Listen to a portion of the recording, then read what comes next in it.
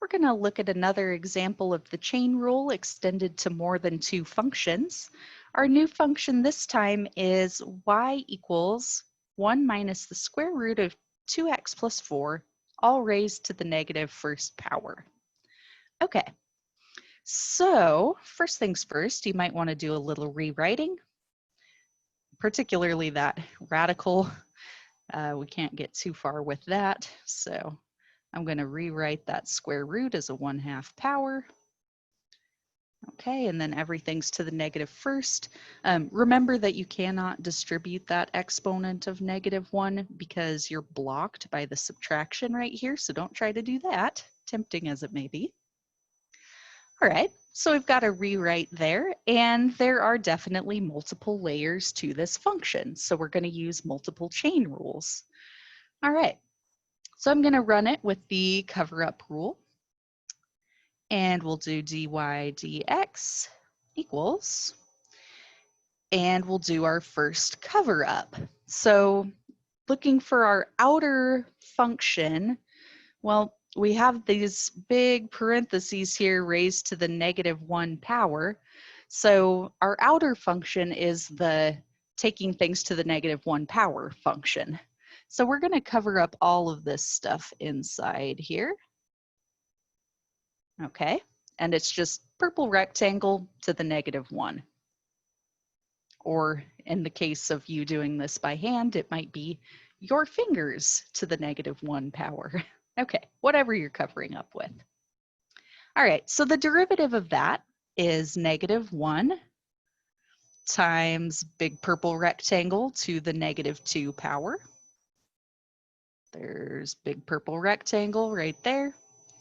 And then so that's a derivative of our outside function, keep the inside function the same. And then we're going to multiply by the derivative of our inside function, which currently is purple rectangle.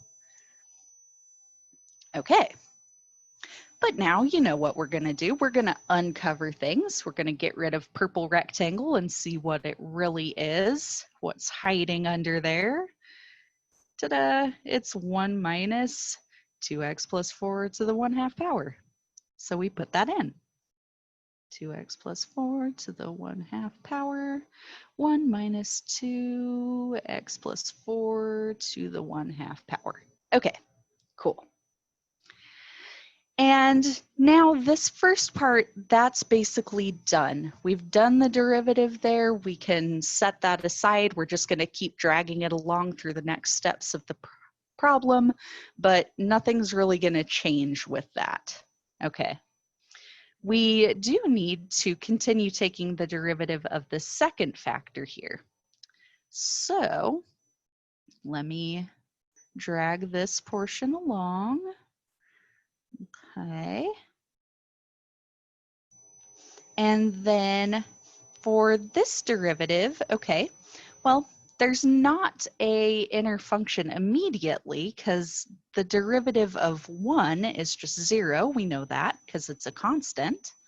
So you could do 0 and then minus the derivative of 2x plus 4 to the 1/2 power. So we could even write it out like that. Okay, that way you can see every step that we're going to do here. And our next step will be to actually take that derivative. I'm going to go ahead and switch this guy back to a radical, by the way, since we're kind of done with that part. Okay. And then we don't need to write 0 minus that derivative, so we can just say negative. And then we're going to use our next cover-up because there is an inner and outer function to this derivative that we're trying to take. So the outer part is the part that's taking something to the 1/2 power, and the inner part is the 2x plus 4 on the inside. So cover that guy up. That might have been a little too covered up, but there we go. Okay. So our derivative of purple rectangle to the 1/2 power is going to be 1/2 purple rectangle to the negative 1/2 power times the derivative of that inside purple rectangle. Okay, so purple rectangle here, purple rectangle here. But you know what we're gonna do. We're gonna uncover the purple rectangle and see what it really is. So, ta-da! It's 2x plus 4 hiding under there. So 2x plus 4 goes here and goes here. All right. And so we have this first portion, which yes, you do have to keep writing it. Just keep dragging it along. That's okay.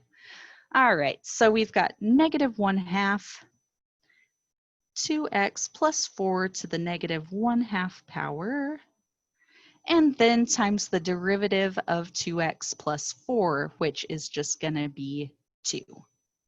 Nice. Okay, so let's clean this up a little bit. We have a 1/2 times a 2 right there. Those are going to cancel each other out. And then we've got a negative here outside times another negative right here. That's going to make our overall result positive. So that's fun. All right, we've got positive 1 minus square root of 2x plus 4 to the negative 2 power times 2x plus 4 to the negative 1/2 power. Or anything equivalent to that, honestly, would work just fine. Okay, so I'll underline this as our answer and then just say or equivalent, because there are multiple ways that you could write this, and they could all be totally fine. Okay, so there we go.